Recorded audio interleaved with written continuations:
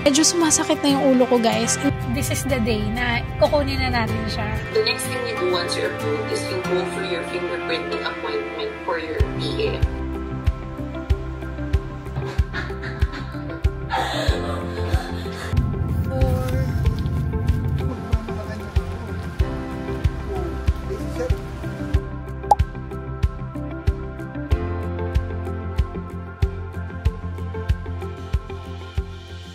So, hello everyone and welcome to my channel. And for this vlog, we are so excited to share with you yung naging journey namin simula nung March and nung nagpe-prepare kami ng documents, nung nakausap namin si attorney, hanggang sa ma-approve kami ng 3-year residency or ng digital nomad visa dito na sa Spain mismo. Yan. So, actually, since March, nire-research talaga namin siya. Pinag-aaralan namin kung possible ba na makapunta kami dito sa Spain, maging citizen, and yung residency under digital nomad visa. So, meron kasi siyang mga requirements, no? Hindi lang basta-basta na pwedeng gusto mo na maging digital nomad, go na agad. So, meron siyang mga requirements, may mga documentation na kailangang ipasa. So, yun, yung nire-research namin since March until nung, yun nga, consult kami sa immigration lawyer. Anyways, nung October 20, 2025, last month is pumunta na kami dito sa Spain. And November 3 namin na kuha itong apartment na tinitirhan namin ngayon. So, sa mga nag-a-ask din ng kung nasan kami, saan namin napiling tumira, napili po namin dito sa Salamanca. 2 hours siya away from Madrid by train, and meron na ring mga community ng digital nomads dito sa Salamanca, and may mga Pinoy din, and may mga na-meet na kami sa kanila. And tama lang din yung naging decision namin na dito kami sa Salamanca kasi sobrang nagustuhan namin yung area, yung place, yung mga tao dito, sobrang babait. Pero syempre hanggang doon na lang yung sasabihin namin. Doon kasi muna. nga, yes, kasi nga meron tayong mga videos from the past until nung nakalipat tayo dito. Sana marami silang matutunan dun sa mga videos. Yes, so yun lang guys. Enjoy watching our journey.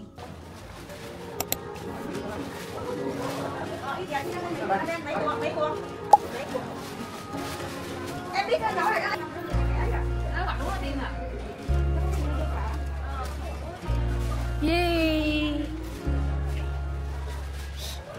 Ah? Oh my God!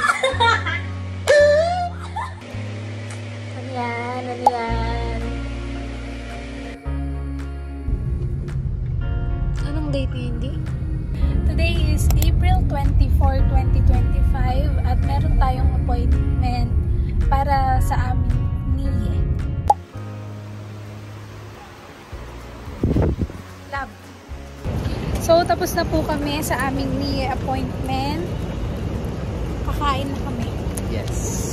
Yun yung mga permutations na pwede. So, ibig sabihin po pala, attorney, parang kahit ma-approve na kami, tapos nakauwi kami dito sa Pilipinas, kailangan pa rin namin mag-apply ulit for Schengen visa. If you don't get what's called the regreso document, and you can only get, so yung, itong option na to, kind of like option 1.5. So if, for example, you fly to Spain on a single entry Schengen visa, and you just wait here for your approval, the next thing you do once you're approved is you go for your fingerprinting appointment for your PA. Kasi parang ano po, attorney, may nabasa po kami sa group na pag bumalik po sa Pinas, tapos mag-a-apply po sa BLS sa Spain, and then parang dun mo na po ite-declare na meron ka na pong DNV approval. So, parang bibigyan ka na lang daw po. Parang ng Schengen, I did see that, but di pa namin yun na-try. Kasi technically, yung Schengen is really just for a tourism visa.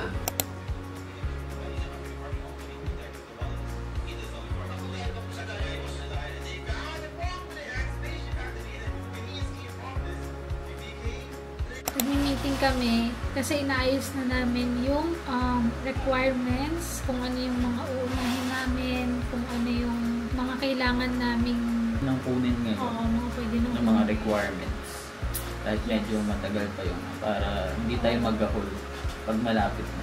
Yes, kasi sabi ni Attorney Marian, yung sa diploma niya, inaabot ng 2 months. Diploma ba yun?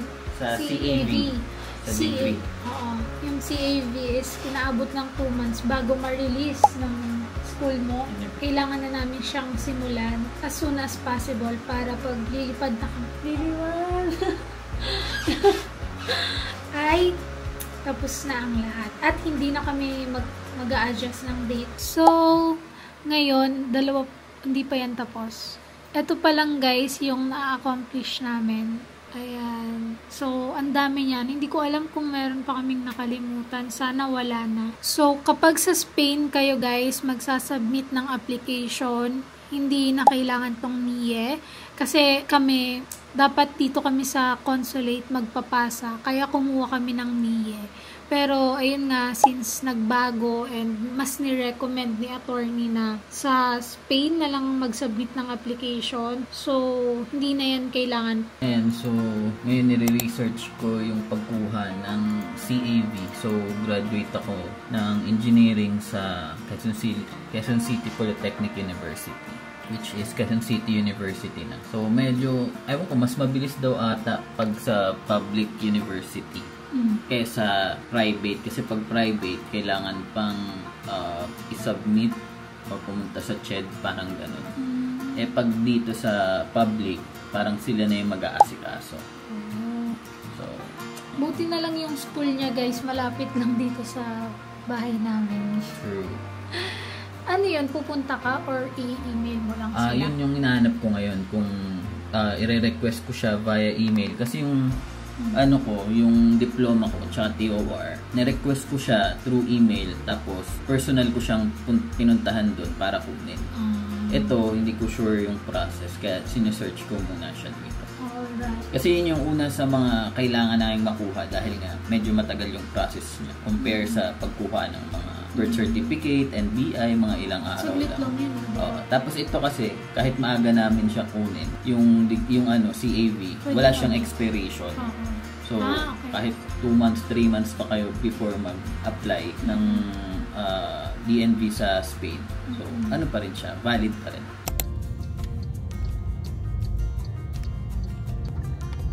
Parking. Alam mo ba? Harap mo. Bawal buksan.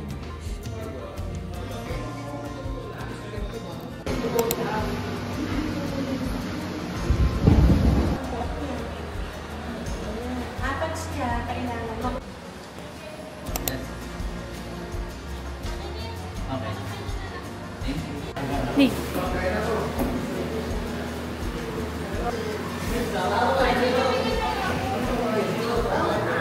Abenson Rewards na. Parang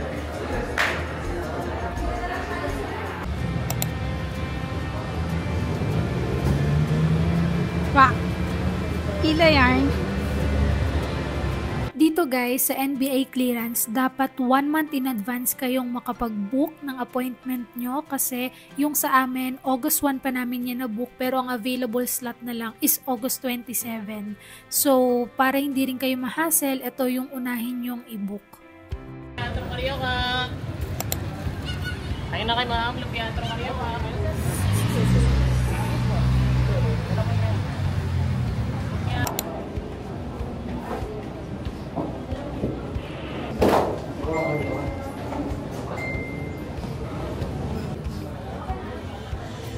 Hi guys. Meeting kami dito. Ang ilan ka? 745,640. Guys, kakatapos lang namin kumuha ng NBI clearance namin. Di ba 11 AM kami pumunta dito? Natapos kami, anong oras na? Alas 3. 4 hours pala yun lang. 4 hours po kaming naghintay dito sa pagkuha ng NBI clearance. By the way, dito kami sa Quezon City Hall. And ako, nakuha ko na yung sa akin. Sa kanya, meron siyang hit. So, babalik siya ng September 10 para kunin yung kanyang NBI clearance. So, thank you so much, Lord. Palabas pa lang po kami ng Quezon City Hall. Sobrang tagal, grabe guys. Pag nakuha natin yung affidavit, okay na tayo. Yeah.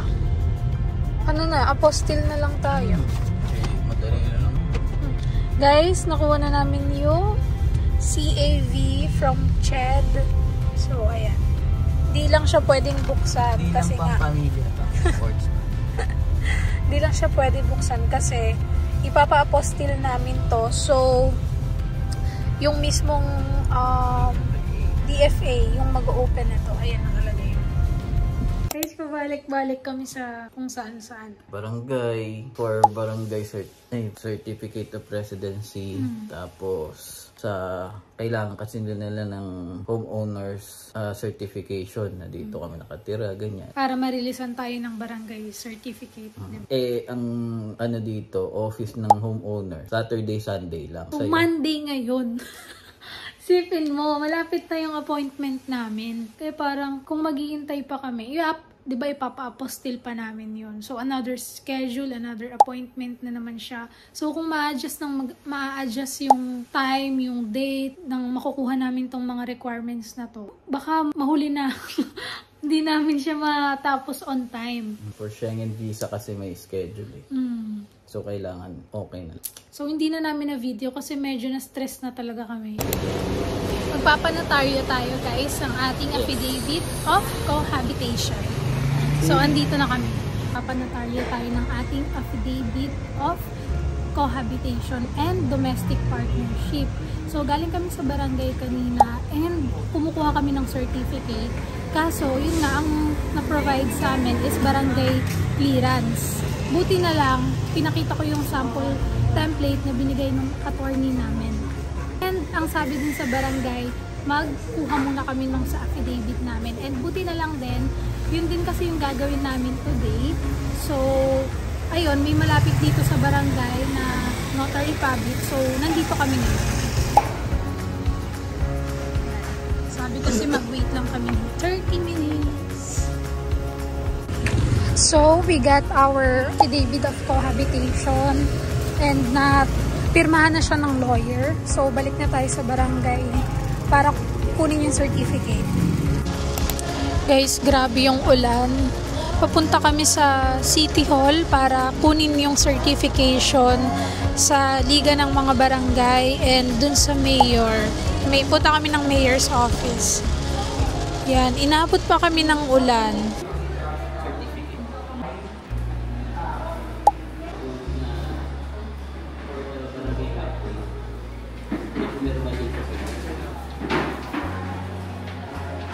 What's our ganun for today?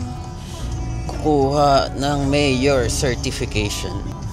Depende kung ano pang pwedeng gawin. Kasi alas 2 na, 2:30 na ata eh.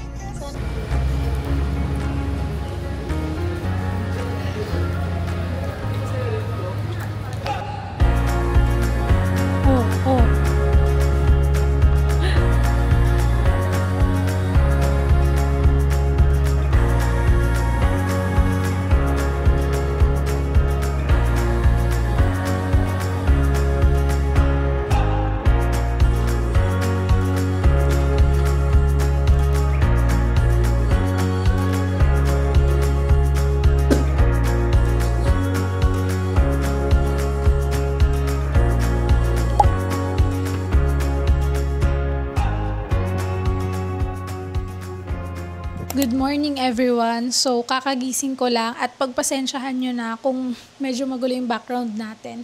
Pero ayun nga, kakagising ko lang and it felt like I needed to update you guys kung ano yung nangyayari sa amin. Kasi kahapon, medyo na-stress kami. Kasi nga, pinapabalik kasi kami kung saan kami nagpanotaryo ng affidavit namin.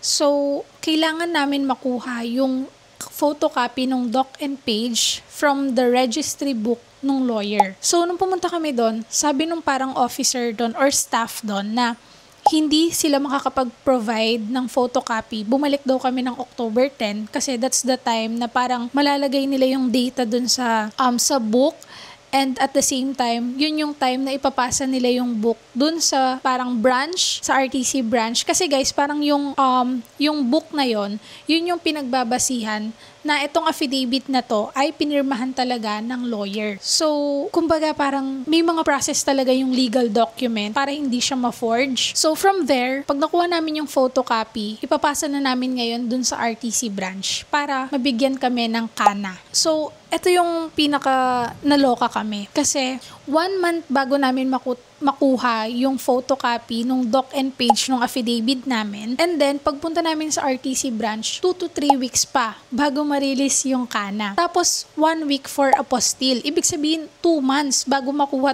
itong affidavit namin. So, ngayon, doon na kami naloka kasi nga, ang intended flight namin is October 18 or October 19. Doon kami magpapasa ng application namin sa uwi or sa Spain. And since 2 months nga yung parang processing time niya, parang hindi na siya aabot kasi so ang date ngayon is September 17. So if 2 months pa namin bago makuha yun, hindi na kami aabot. So ayun, grabe, sobrang na-stress kami kasi hindi namin akalain na ganito siya katagal. So nag-reach out kami kay Attorney Marian and ang sabi ni Attorney Marian, very slow daw yon. So itry daw namin dito sa Makati City Hall sa 10th floor kasi parang iisang floor daw yung so parang mas mabilis ata sa Makati City Hall. So doon namin itatry tomorrow naman. Ayun, medyo sumasakit na yung ulo ko guys. And then si Carlo naman, medyo parang nagkakasakit na siya. Ganun na yung ganong level na yung stress. First time ko ito maranasan. First time niya itong maranasan. And akala namin madadalian kami sa pagkuha ng mga documents, sa mga ganito, ganyan. Kasi nga, meron na kaming immigration lawyer pero hindi pala. So, ayun, kung kayo, pa-process din kayo ng mga ganitong papers, dapat talaga at least 2 to 3 months nagpe-prepare na kayo. Ayun, mas maganda talaga meron kayong immigration lawyer kasi nga, mas alam niya kung ano yung gagawin sa mga ganitong bagay. Kasi kung nag-DIY kami, baka sumabog na yung ulo namin. Or siguro inisip namin na, wag na namin ituloy ito. Pero dahil meron kaming immigration lawyer, ang nasa option lang namin is ituloy namin. Yun lang. And sayang din yung pagod, 'di ba? Yung puyat na inilaan namin for this one.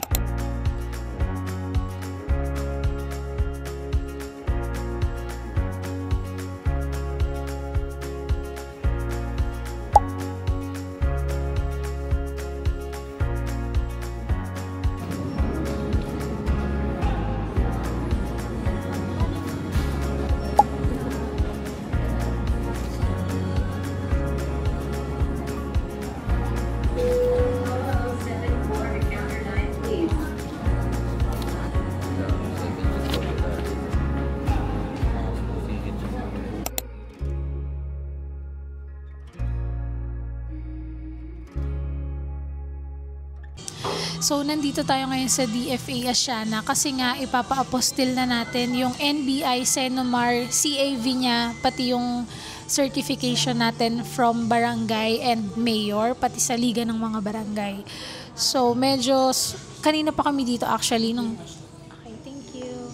So, 10 a.m. yung appointment namin, pero anong oras na? Nasa 11 na, pero medyo matagal pa yung number namin, kaya buti na lang may cafe dito. And ayan, umorder muna kami. Kasi hindi pa kami kumakain.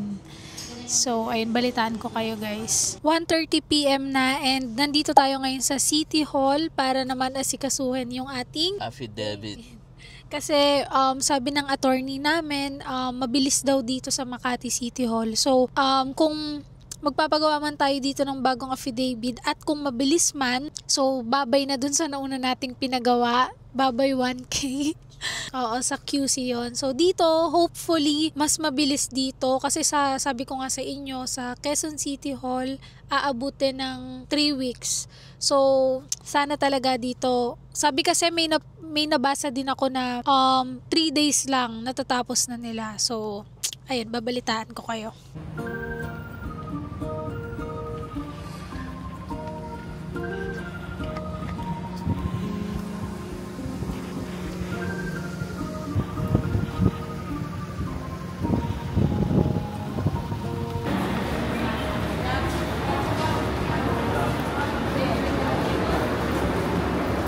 Ano to?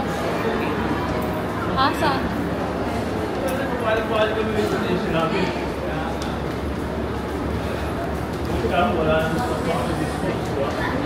Time check, guys. Anong oras na lang? 4:10. Kakatapos lang namin dito. And ang dami namin nagawa ngayon, guys.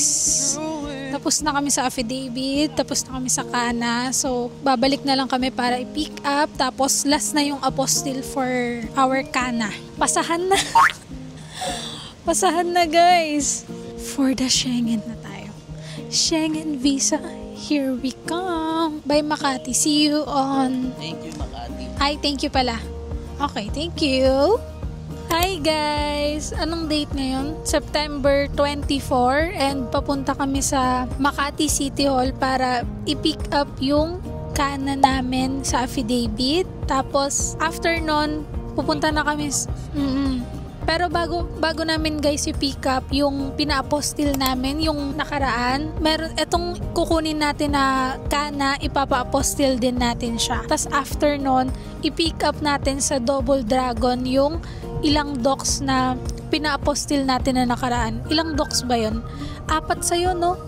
4 sa kanya, 3 sa akin. So, 7 yung ipipick up namin. Tapos, eto, last na ipapa-apostil na namin, which is yung kana. So, after that, medyo chill na lang tayo. Kasi, hintayin na lang natin na makuha yung bank statement. Siguro, this week din. Tomorrow, no? Siguro, sana. Tomorrow or sa Friday. Kasi, yung sked namin sa appointment namin sa VFS ay October 2. Yeah, malapit-lapit na sa katotohanan.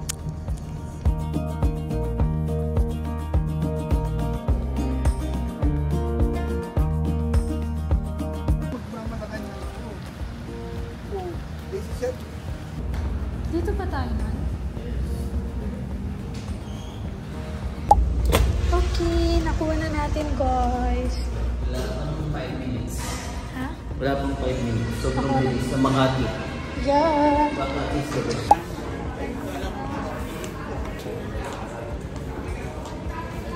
Wow.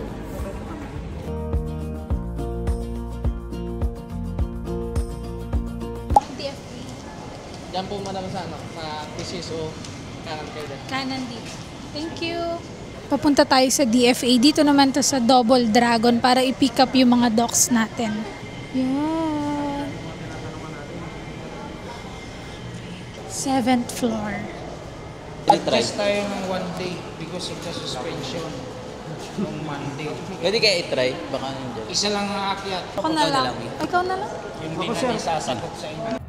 Guys, negative tayo. So, after 5 minutes, bumalik tayo dito kasi na-adjust yung release date ng mga documents. So, ngayon talaga dapat yun marirelease. Pero dahil nga suspended nung Monday, na-adjust din yung pagkuha ng mga docs. So, tomorrow pa namin siya makukuha talaga. And, alam nyo, nakakaawa yung isang lolo ba yun? Yung lolo dun, kasi from Batangas pa siya. Hindi na-inform na Oo. hindi marirelease ngayon. Yes, walang Babalik pa na-inform.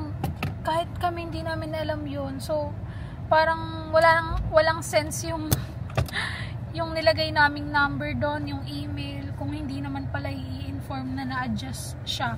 So, Sa atin, medyo okay lang kasi yes. medyo malapit lang kami. Oo. Tsaka may card tayo na pwede tayong kahit umalis. Pero paano naman syempre yung iba, 'di ba, na ayun, galing pa siyang Batangas, nag-commute, masama yung panahon ngayon. Hindi maganda yung panahon ngayon. So, sayang effort, sayang oras, sayang pamasahe, yung pagod. Good afternoon guys. So, ngayon pupunta na tayo sa bangko para kunin na yung ating bank statement and bank certificate. So, kukuha siya, pati ako kukuha rin. Kasi syempre, yun yung pinaka-importante sa lahat, 'di ba? Sa DNV and sa Schengen visa. So, ayun, this is the day na kukunin na natin siya. Kasi malapit-lapit na tayo sa katotohanan.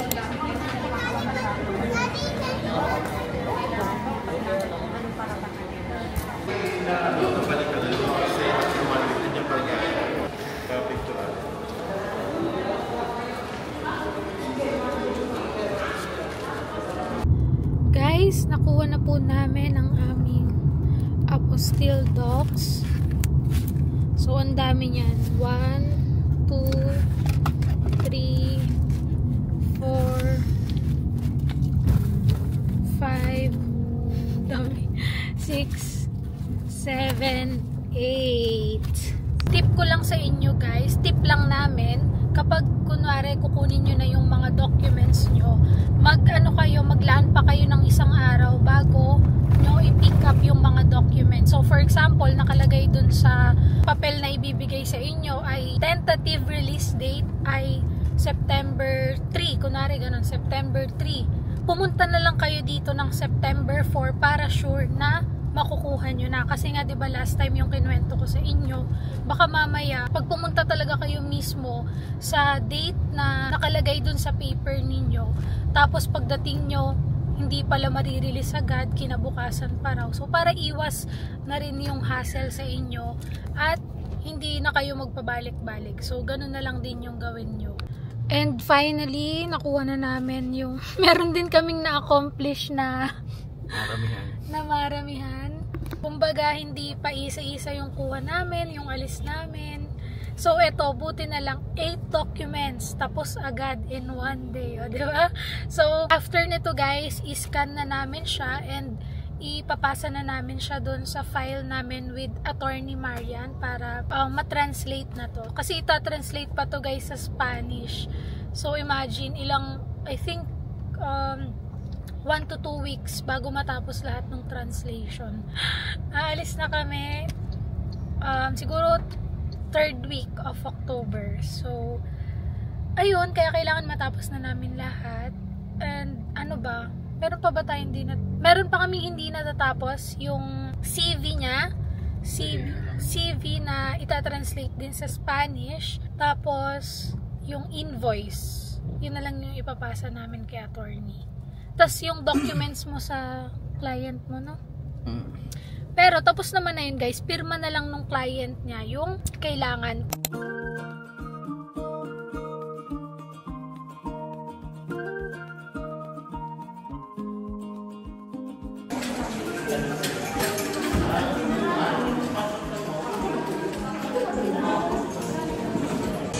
Hi guys, so tapos na yung aming appointment sa VFS. Sinisipon ako and nandito kami ngayon sa Mama Luz para kumain. So, share lang namin yung experience namin kasi ang tagal nang hinintay namin. So, mga 9:30 yung appointment namin. Natapos kami 12 noon na. So, Thursday ngayon and hopefully ma-receive na namin siya by Monday. Sana ma-approve. Kain!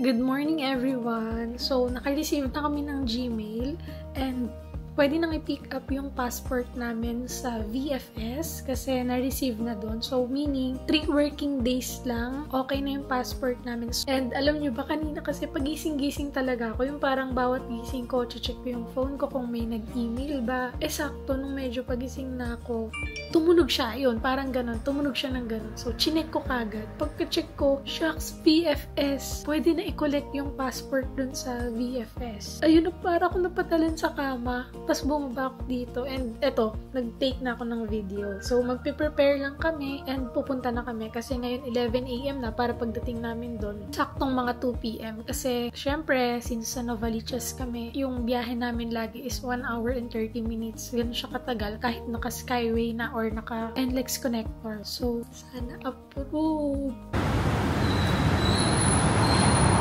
Hi! Woo! Nailawan. This is the moment. Guys, andito na ang amin. Ayan na siya guys. Open namin sa car kasi kinakabahan kami. Hi guys. So, nandito na. Wait lang, maba ako. So, i-open natin. Okay, let's go. Amen, Lord.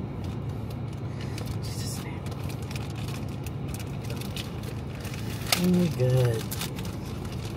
How did you open it? OMG. Huwag ka muna, wait lang, ako muna. Wait lang. Okay. Okay, let's go. Oh, may papel. Wait lang! May papel eh. Oh my God! Oh my God! Oh my God! Thank you, Lord. Uy, multiple.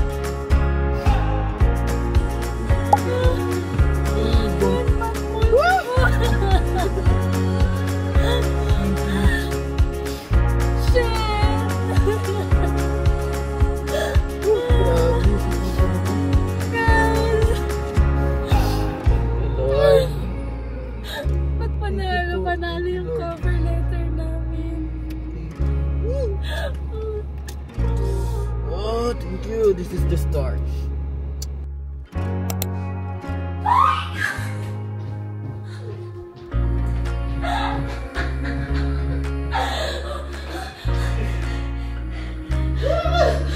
Sobrang tama.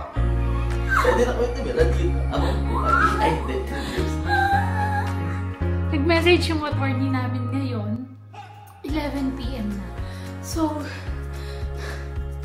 grabe, thank you attorney. Actually, hanggang 10 PM lang yung work nila. Pero, 11 PM nag-message yung attorney namin na approve na kami! Oh my gosh, guys! Pagod ako.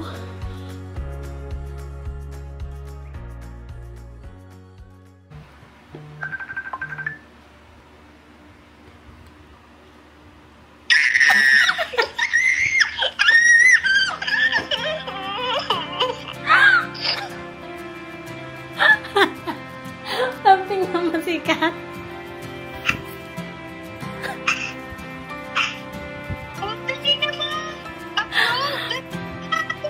Wala mo! Ay! Visa? Ano, wala mo? Japan visa? Visa? Wow! Titira kami sa Spain! Titira kami sa Spain. Iyak na ako. Sa bahay mo.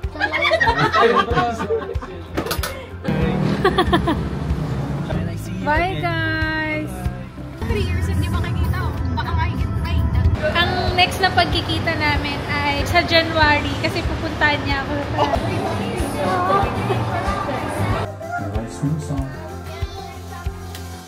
Ito na po ang sitwasyon dito.